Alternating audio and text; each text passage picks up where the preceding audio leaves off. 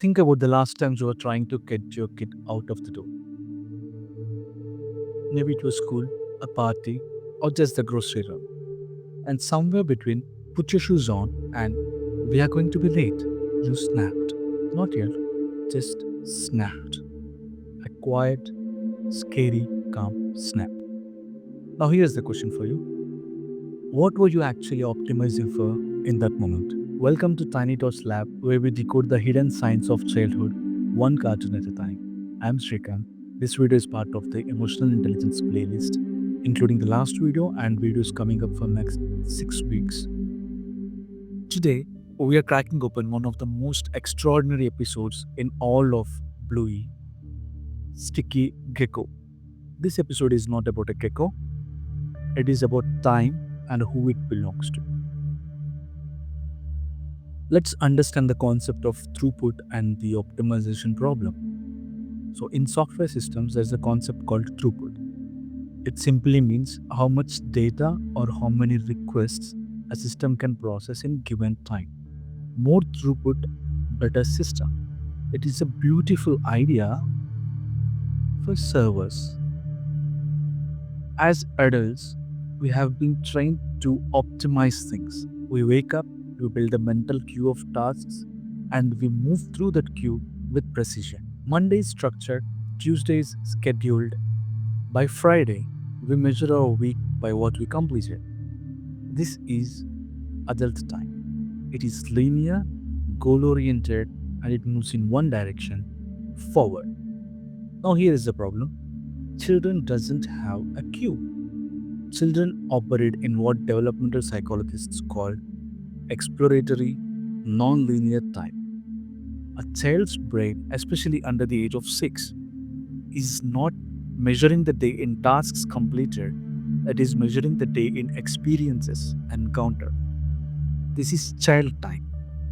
It spirals, it doubles back, and it can stop completely for a purple gecko stuck to a ceiling. And when adult time collides with child time, that's the optimization problem.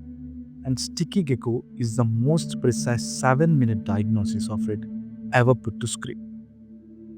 Before going ahead, a note that Sticky Gecko is available on Disney Plus channels and the link is in the description. I strongly recommend watching before or after this video.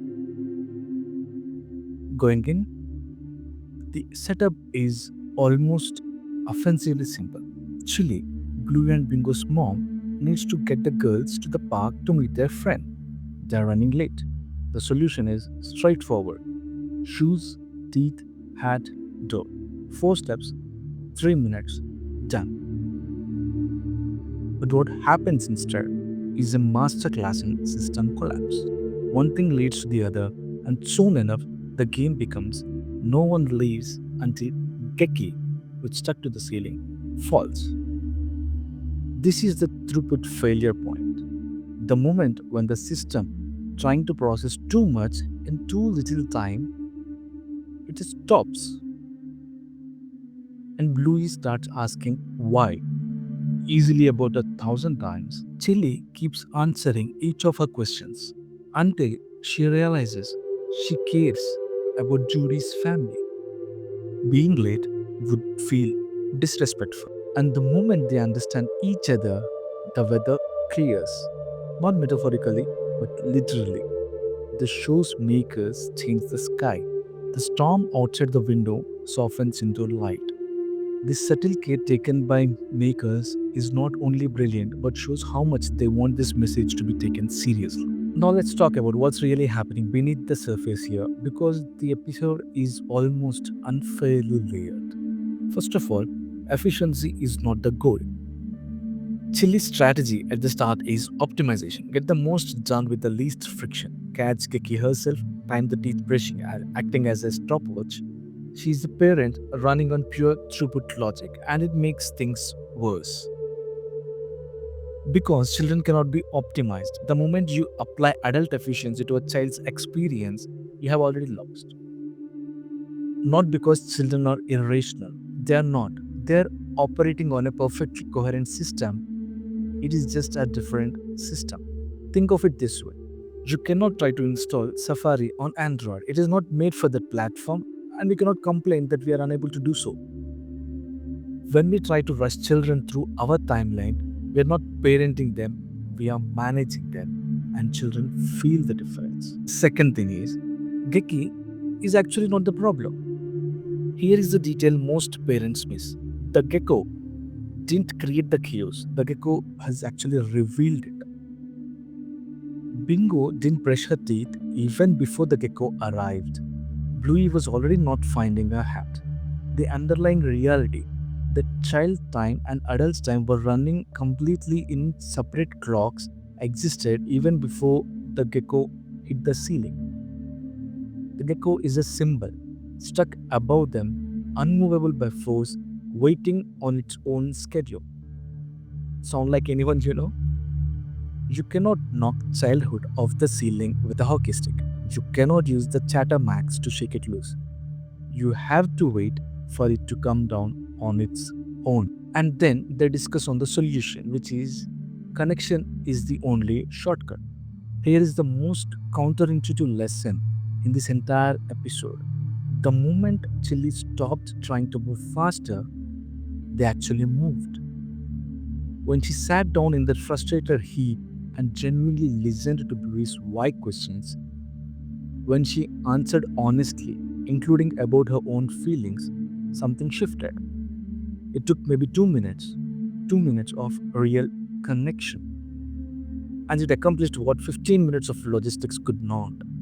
This is the great irony of the throughput problem in parenting. In our jobs, we optimize for efficiency. In parenting, efficiency is often the enemy of forward progress.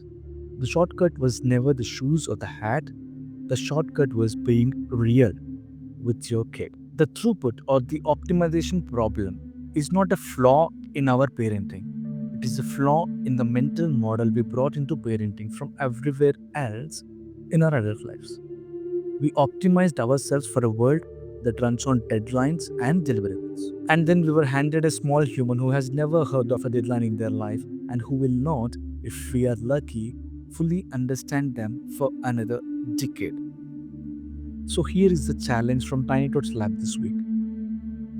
The next time you feel the throughput pressure rising, we are going to be late.